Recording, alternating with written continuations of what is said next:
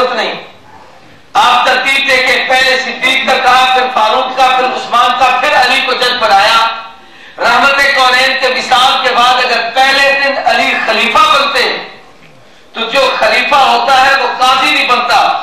جو قاضی ہوتا ہے وہ جناب خلیفہ اور حکمران نہیں ہوتا.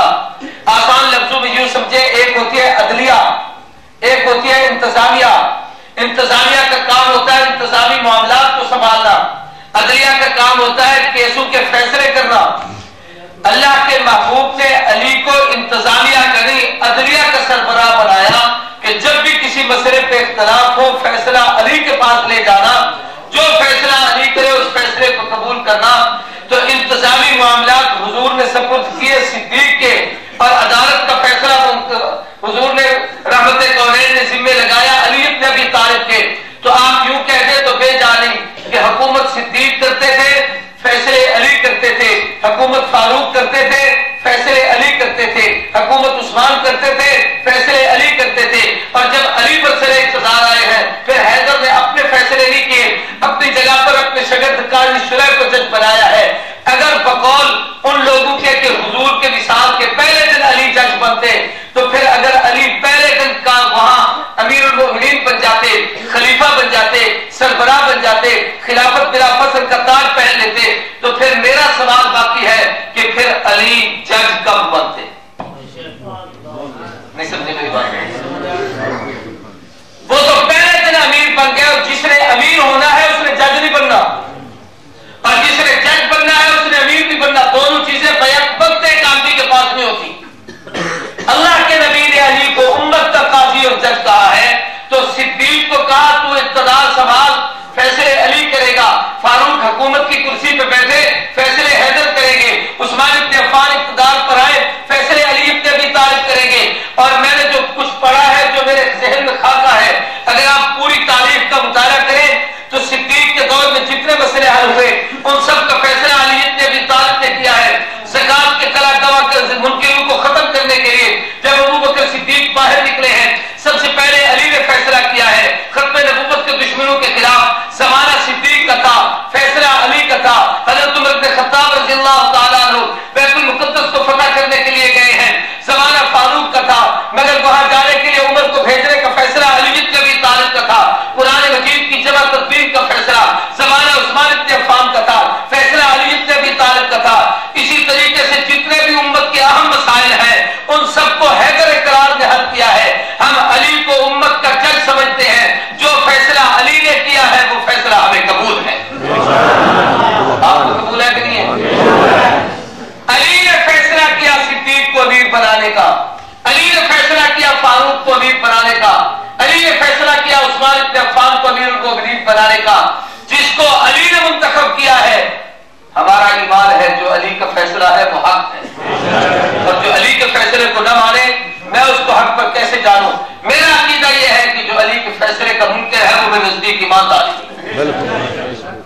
ایک بات بڑی اہم ہے، اگر غور کرو گے تو شاید سمجھ آ جائے گی. نبی کریم صلی اللہ علیہ وسلم نے حضور سے پہلے جتنے نبی آئے ہیں کسی نبی کو یہ دو چیزیں بیک وقت نہیں ملی جو حضور کو ملی. کیا؟ ایک قرآن،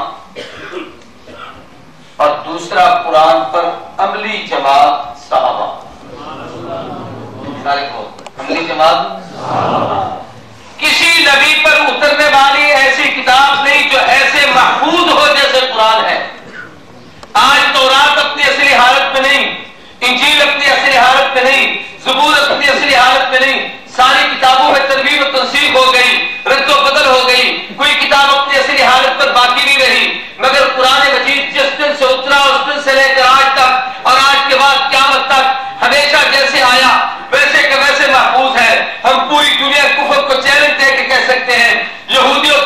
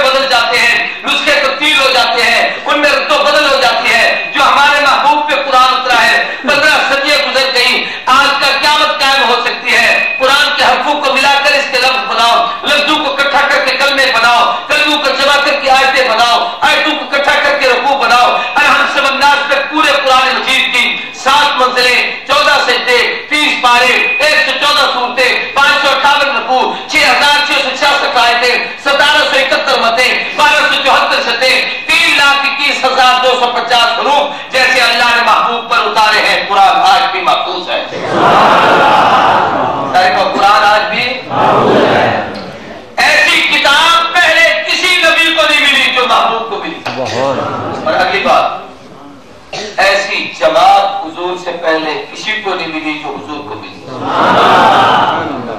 جس جماعت نے کتاب کو یوں محفوظ کیا ہو، پوری توجہ سے بات کو سننا اور دل پر لکھنا، جتنی آسمانی کتابیں تھی آسمان سے لکھی ہوئی اتری. تورات لکھی ہوئی آئی ہے، انجیل لکھے ہوئے صحیفے آئے ہیں، زبور لکھے ہوئے دستے آئے ہیں. جناب کوئی کتابیں ان پر لوہے کی لکڑی کی تختیوں پر لکھے ہوئے آسمان سے اتارے گئے. لیکن جب قرآن کی باری آئی، پوری توجہ سے سننا، قرآن آسمان سے لکھا ہوا نہیں آیا. اللہ نے محبوب کے دل پر اتارا اور کہا اپنے یاروں سے لکھوائیے. پوری توجہ کی طرف کرو، اپنے سارے کو اپنے اس جماعت سے لکھوائیے. اللہ وہ کتابیں کیوں نہیں لکھی آئیں؟ کہا نبی حق تھے، ان کی امت کے لوگوں پر رب کو بھی پورا اعتماد نہیں تھا، نبی کو بھی اعتماد نہیں تھا کہ کہیں کتاب میں گڑبڑ نہ کر دے، اس لیے ہر کتاب لکھی ہوئی بھیجی. اور جب محبوب کی باری آئی تو جیسے اللہ کو نبی کی ذات پر یقین ہے، ایسے نبی کی جماعت پر بھی یقین ہے کہ پیارے تیری تربیت کا ہی اثر ہے کہ جن کو تو تیار کر کے جا رہا ہے وہ اس کتاب کی حفاظت کریں گے. چنانچہ آپ حیران ہوں گے اور بالکل حیران ہوں گے کہ حضرت سیدنا عیسیٰ علیہ السلام پر جو کتاب اتری انجیل، اس انجیل کو لکھنے والے ان کے 12 شاگرد تھے. کتنے؟ ارے بولو. لیکن جب ان 12 شاگردوں نے اس کتاب کو لکھا اور بعد میں اس کتاب کو جمع کیا گیا تو عجیب واقعہ پیش آیا کہ جس وقت اس کتاب کو لکھا گیا، اسے پھر اکٹھا کیا گیا تو 12 شاگردوں نے کتاب لکھی، اس کا 100 نسخہ بنا. کتنے؟ کیا مطلب؟ ہر ایک کی لکھی ہوئی اپنی، جو اس نے لکھی وہ اس نے لکھی، جو اس نے لکھی وہ اس نے لکھی، جو اس نے لکھی وہ اس نے لکھی. حالانکہ شاگرد 12 تھے، ان 12 سے آگے کتاب چلی، لیکن 100 آدمیوں میں بٹ گئی اور کوئی آدمی اصلی کتاب نہ پیش کر سکا. بات سمجھ آ رہی؟ کوئی آدمی اصلی کتاب نہ پیش کر سکا. اور جو ہمارے محبوب پر اتری ہے، اللہ کے نبی کی جماعت میں 1,65,000، ایک روایت میں 1,43,000، ایک روایت میں 1,24,000 کم و بیش نبی کے صحابہ ہیں. محبوب خود نبی امی ہے، نہ لکھتے ہیں نہ لکھا ہوا پڑھتے ہیں. آپ کے قلب کے اوپر قرآن اترا ہے، حضور نے صحابہ کو بتایا ہے، صحابہ کو لکھوایا ہے، صحابہ کو سکھایا ہے، صحابہ کو بتا دیا ہے، صحابہ نے اس کو جمع کیا ہے. یاد رکھو، سمجھو، 12 شاگردوں نے کتاب کو جمع کیا، 100 نسخے میں تبدیل ہو گئی. 1,24,000 حضور کے شاگردوں نے قرآن کو جمع کیا ہے. الحم سے والناس تک ایک نقطے میں بھی فرق نہیں آیا.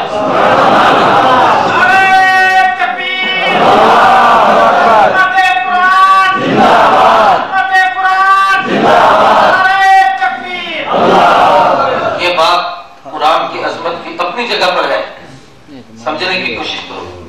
اصل ہے یہ اس اعتماد کا معاملہ کہ جو نبی نے اپنے یاروں پر کیا تھا کہ انہوں نے قرآن میں ایک حرف کی تبدیلی بھی نہیں. نعرہ تکبیر، نعرہ رسالت، عظمت صحابہ، عظمت صحابہ. میں سمجھانا چاہتا ہوں کہ قرآن بھی اللہ نے محبوب کو دیا اور جیسی جماعت حضور کو عطا کی ایسی جماعت کائنات میں کسی کو نہیں ملی. حضور اکرم صلی اللہ علیہ وسلم سے پہلے نہ موسیٰ